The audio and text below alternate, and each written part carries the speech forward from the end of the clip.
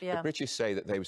I think for many people will be, are these teething problems to do with Brexit? And is this a sign of long-term debt? So many of our goods, it's almost as if we're going, well, we're doing our bit, you need to do... I can imagine China going, OK, who's going to provide on your phone, buy for us, because that's what they're doing. But we're going to have to accept, if we're going to force China to do the same thing, we're going to have to accept. We don't, because I checked 9 locations, according to the Finder, are yet offering boosts. Well, it starts today. So. Tell Zaha to report racists one by one. This is against Manchester City, Palace won 2-0. Zaha scored. He then gets a stream of racist abuse, and he posted it on his stories. But the story targeted him unless he reports them himself, which means that he has to go through for it over and over again in order to be able...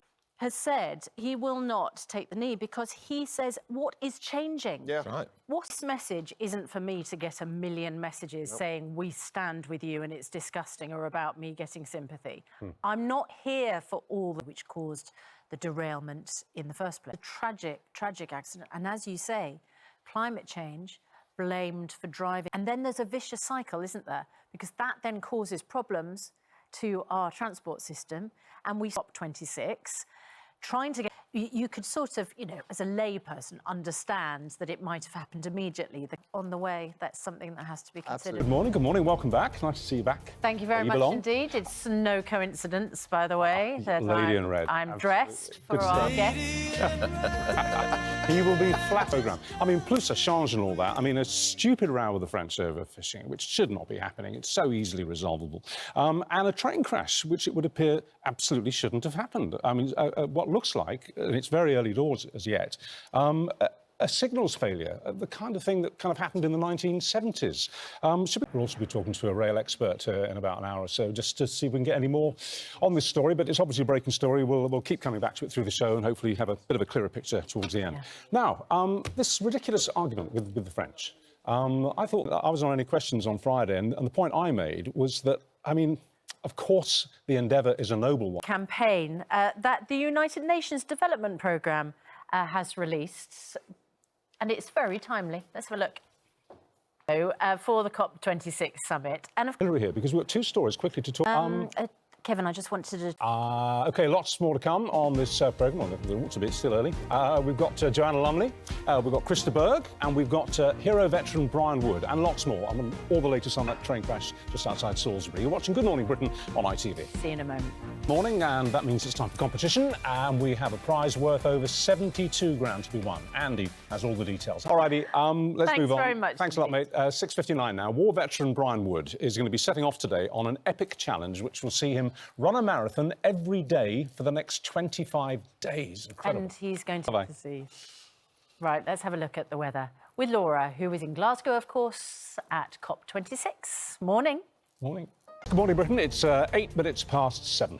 An accident investigation is underway after 2 passenger trains crashed in a tunnel near Salisbury station, leaving 17 people needing hospital treatment and a driver trapped in his cab. Now, this was a Great Western Railway service, and it derailed after it hit some kind of object that was on the line. One of the back carriages hit it, and then the train stopped. South Western train, 7 minutes later, then collided with it. Jonathan Swain is still ahead on Good Morning Britain. Well, he's pretty famous. And that's because he is related to one of Robin Hood's persecutors. Right. Yep. So there is actually a family link. Now let's get the news, travel and weather where you are. See you in a moment.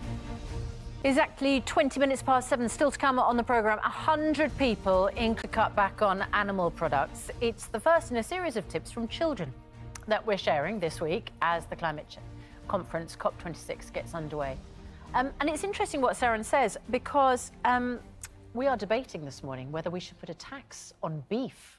It is something that has been considered. It is. By George Eustace, the Environment Secretary. And actually, our guest who will be talking about it wants to go a lot further than that. He just basically wants the British beef industry to be kaput. He says it's completely wrong, it's destroying the planet, and it's incredibly cruel on the animals. We'll obviously have a farmer who has a slightly different take on that. That's a bit later on. Yeah.